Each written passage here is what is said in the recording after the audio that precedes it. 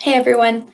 Today I'm going to talk a little bit about responding to behavior. So when problem behavior happens, what do we do as our response? I do want to preface this training by saying that there may not always be one perfect way to respond to behavior or one perfect way to get a problem behavior to stop. What I will talk about today is using the facts, the information surrounding the occurrence of the behavior in order to inform how we should be responding to that behavior. A lot of it is going to be based on function. Responding to behavior. Problem behavior happens. I think I mentioned in one of the previous trainings that I recorded, but it really does fall on a spectrum. There can be really mild noncompliance where the only person affected by that behavior is the student themselves. Or there's, the other end of it where there might be crisis behavior where safety may be a concern. So there really is a really wide spectrum of behavior that can occur on a daily basis with the students that you're working with. And when that does happen, a lot of times we feel like we're building the plane while we're flying it. The behavior happens, we're not really sure how to respond. We're doing our best to maybe help the student calm down or help motivate them to get back on task or to help get them back to the classroom that they're supposed to be in. And it can be really frustrating because we don't always have the answers in the moment. And so I felt that this image here really did depict how I've felt in certain circumstances too, where there wasn't a clear plan on how to respond to the behavior, and we needed to build that plane while we were flying it. So the first thing that you want to do when you're thinking about, how you're going to respond to a behavior is be that behavior detective. So in previous trainings, I talked about the antecedents and then the behavior and the consequences that follow the behavior and how that can either make behavior more likely to happen or less likely to happen in the future. So when a behavior happens, a problem behavior, we do want to look at the clues. So what was the antecedent? What happened immediately before that behavior occurred? And then what is the behavior? What is the student doing? And based on that, we can ask ourselves, what is the student trying to get or is getting from that behavior? Are they escaping or avoiding doing a non-preferred task? Are they accessing peer and adult attention? Is it a little bit of both? Because that might also help inform how we respond to the behavior. So when we're thinking about antecedents, a lot of times I've had staff tell me, well, the behavior just happens out of nowhere. And there's always an antecedent. There's always something. We may not be able to directly see it, but there's always an antecedent that can trigger a behavior. And so on this next slide, I do have a list of common antecedents. A lot of them we can directly observe, so like denial or delay of maybe a preferred activity or item that the student wants. Instructions or task demands, asking the student to do something, maybe it's non-preferred or a difficult task. Lack of structure. So here's where it's hard to directly point out the antecedent unless you're really thinking about the big picture and other things that are happening in the environment. So when there's lack of structure, if there's free time or choice time, lunch, recess, or independent work time, that can be an antecedent that may make a student more likely to engage in problem behavior, depending on what the function is.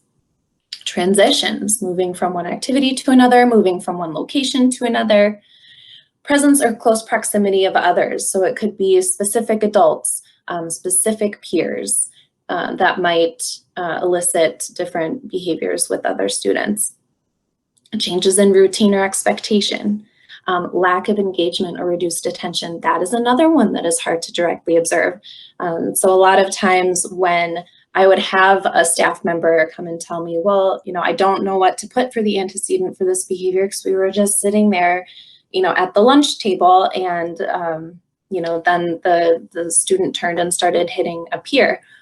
Well, I would have them say, we were sitting at the table with the peers and the adults were talking with other students. And so that at least illustrates what was happening at that time before the behavior happened. And then I could say, well, Possibly it was due to reduced attention because adults were talking to other students, and then that particular student engaged in physical aggression in order to gain attention from others.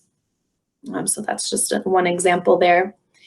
Another antecedent could be that it's consequent induced. So maybe we're redirecting or addressing a different behavior that happened, and our response is then eliciting a problem behavior with the student. So examples of that include actions that are corrected, redirected, or punished. Something is withheld due to engagement in another behavior, so privilege loss, not earning a reinforcing activity or item, having to take a break or move to a different area, loss of points, or calling for support staff due to engagement in a different behavior. So these are some common antecedents to keep in mind when you are looking at how you're going to respond to a problem behavior. So how do you respond? Responses to behavior should be based on function. That's why that antecedent is so important, because that's going to be your first clue as to what the function of the behavior actually is. So there are the 4 functions of behavior, and in general, so this is very generally speaking, there are some basic responses to behavior that correspond to the function. So the first one is escape avoidance. The general response would be to follow through. So if you ask the student to do something, making sure that you follow through by having them do at least one task or one problem on that worksheet that maybe you ask them to do before they move on to the next activity. If the function is for attention, you could do planned ignoring. So again, that would need to be planned, and remember that you would be ignoring the behavior, not the student. So you still might give a redirection, you still might encourage them to get back on task, but you're not going to be addressing the behavior. We're talking about that with the student. To gain access to a tangible or activity, you would block and redirect. You might even prompt some functional communication depending on the student. And then the automatic reinforcement piece, or the sensory function of behavior, you would also block and redirect. And we'll talk a little bit more about that in specific examples moving forward. So I'm going to go through, I believe, 5 common problem behaviors that I see in the school environment, and then walk you through basic responses to those behaviors that correspond to the function that the behavior might serve. So again, keep in mind, this is going to be very general. The more information we have about a student, the more specific we can make our response, and we can really tailor that to the student's needs. That is the ideal situation. But when there's not a set plan in place, or if it's not specific enough, we can follow some of these general guidelines that I will talk about to at least address the behavior based on our hypothesized function, and then we can make a plan for the next day on how to either prevent the occurrence or how we're going to respond differently in the future. So as I go through these different responses to behavior, I do want you to think about students that you've worked with and ask yourself the questions that are on the left of the slide. What are some common antecedents for noncompliance refusal that you see with the students that you're working with? How do staff typically respond? And then based on the function, how would you change your approach in the future? So I'll talk about the different approaches that we can take, but I do want you to be thinking about that as I'm going through each of these examples. So the first one with noncompliance refusal, if the function is for escape, you could redirect using a first then statement. You might refer back to what the student is earning, help boost that motivation a little bit. Prompt back to the task, and then if they're still not engaging in the task, you would wait out. You might refer back to a visual, or prompt them along the way, but really waiting them out until they comply. If it's escape avoidance, is going to be the best route based on that function. If the noncompliance refusal is for attention, you would redirect verbally once. We always do want to state the expectation. But then you might want to use a visual moving forward so that you're not providing additional attention or some back and forth conversation that might be reinforcing the behavior. You would want to minimize eye contact and any extra conversation or verbal interactions with the student until that student is back on task. The minute that student picks up their pencil and starts writing on the worksheet, you do want to come back and give lots and lots of attention to show them that when they are doing what's expected, that's when they're going to be getting the most attention. If the behavior is for access, to gain access to something that's preferred, you could redirect using a first then, or remind them what he or she is earning once the work is complete. And then from there, you would block access to preferred items or activities depending on the behavior there. And then if the non-compliance refusal serves an automatic function, this would be less common, but you would block and redirect back to the task. The second common problem behavior that I'll go through examples of responding for is verbal disruption. So if verbal disruption serves the function of escape for a student, you'll redirect back using a first then, maybe refer back to what the student is earning, to prompt back to the task and then wait out. If the student continues to engage in verbal disruption, you might ask the student to take a break. And this would also need to be something that is planned, that has set parameters. So you might want to talk with your teams about what the expectations are when a student takes a break before you offer that to a student. If the function is for attention, you typically would ignore, especially if it's one instance of verbal disruption. You might also want to refer back to a visual to set the expectation for a student. Minimize eye contact and extra conversation or verbal interactions until the student is quiet.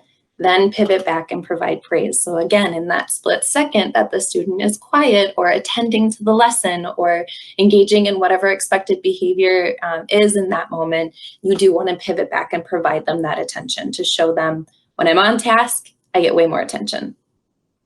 If the behavior serves to gain access to a preferred item or activity, you're going to redirect using a first then, remind the student that he or she can earn the activity once the work is complete, and then follow through with that.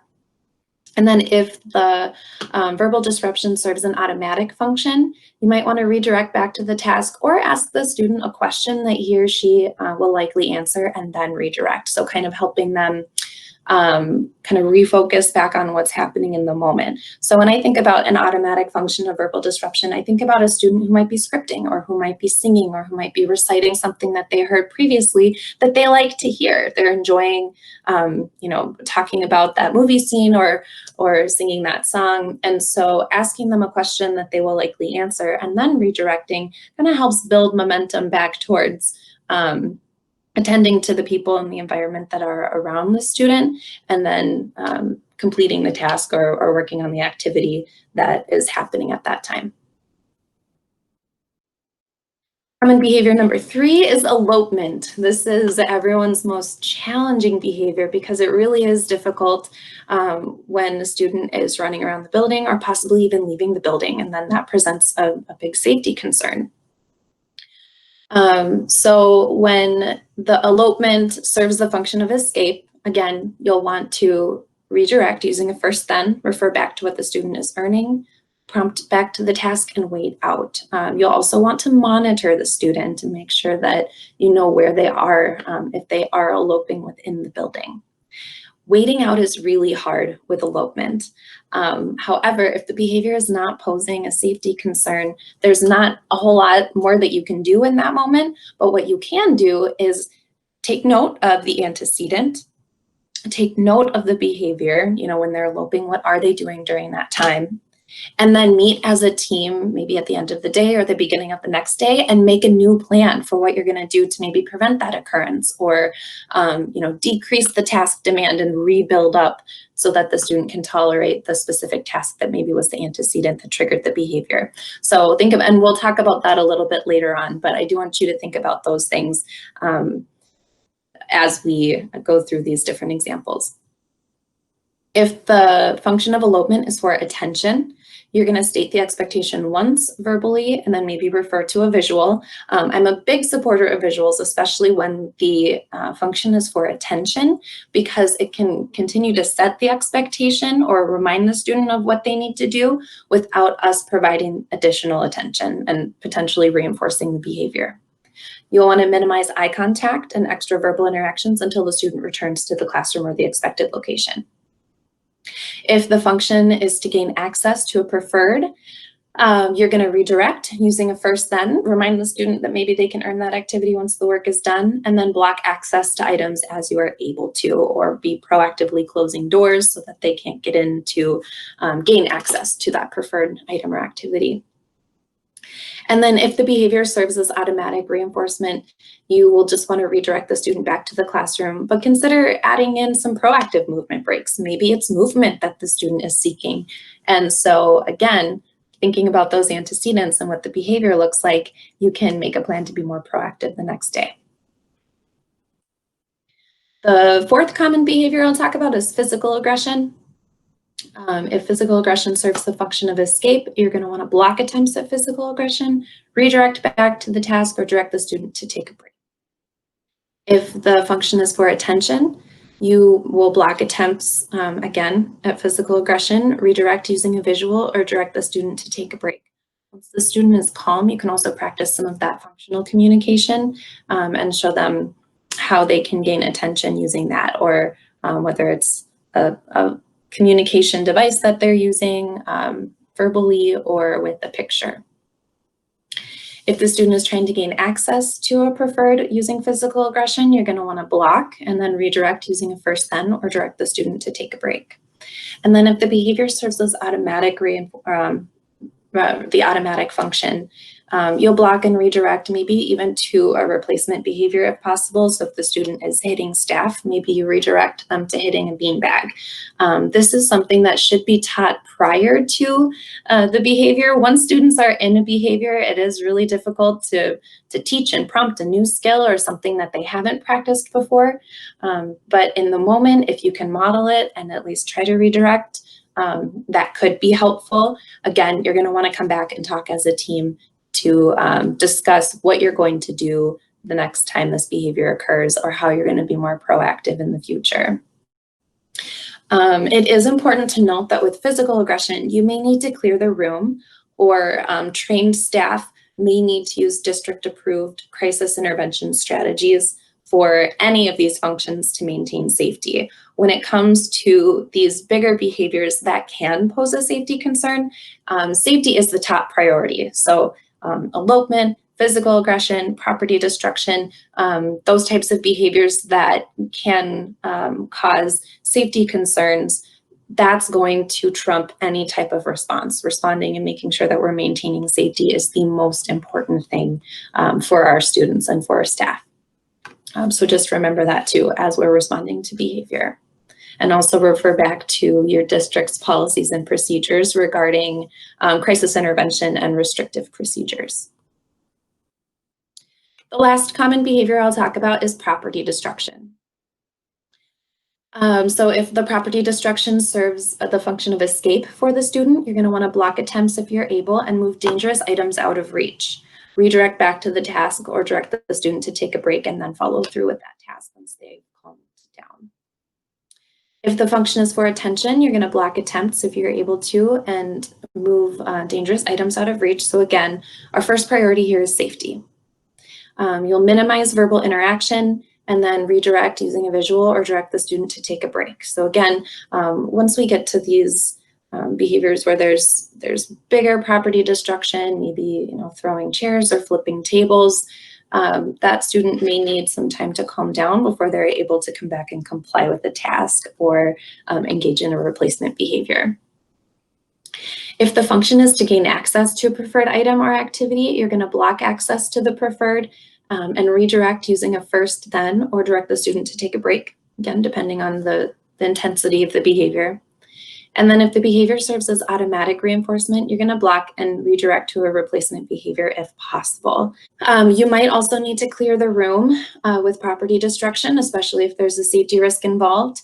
And then trained staff should use district-approved crisis intervention strategies, no matter what the function is, to maintain safety, if safety is a concern during that instance. So what I would like you to do now is think about some examples from classrooms that you've worked in or students that you've worked with. Take a few minutes and think about a scenario where you are unsure of how to respond to the behavior. You could just think about it, or you could write it down. And then based on the information that I talked about, what would you do differently when addressing the behavior in the future? So I'll give you a couple minutes to think about that.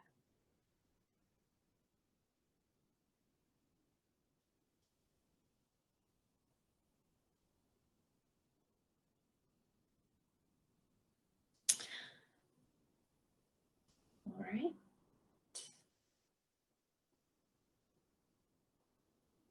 So what happens next? Behavior happened, staff were able to work through the behavior, the student is calm now, but there's no plan in place to address the behavior at this time. So what can you do to be proactive the next day? That's where we have to put our detective hat back on and think about what were the antecedents, and then maybe even what were the setting events. So I'll talk about the setting events here. Those are conditions that can influence how a person deals with the world around them. They can be internal or environmental. Internal examples are if the student is tired, if they haven't slept very well, if they're hungry, if they have a headache or they're not feeling great that day. And then medication can also impact our internal setting events, whether there are side effects of the medication or the student missed a dose of the medication. That could have an impact on how they will respond to the world around them. Some external setting event examples include missing the bus. Maybe they argued with their parents in the morning before they came to school. Maybe they had a fight with a friend the night before. So those are some other examples of environmental or external setting events. You'll also want to think about the time of day, the location, people, and activities that might be correlated with the behavior. And if you can identify the setting events and common antecedents that I talked about previously, you can arrange the environment so that the behavior is less likely to occur and essentially prevent it from happening. So some different examples of antecedent modifications are maybe changing up the student's schedule. You could put a non-preferred task and then have it followed by a preferred task so that you can refer back to, okay, first we're going to do math, but then we get to go, play catch in the hallway for a little bit. So that might help increase the student's motivation to do the math and not engage in the problem behavior. You also might want to think about the duration, how long they're expected to work on a task.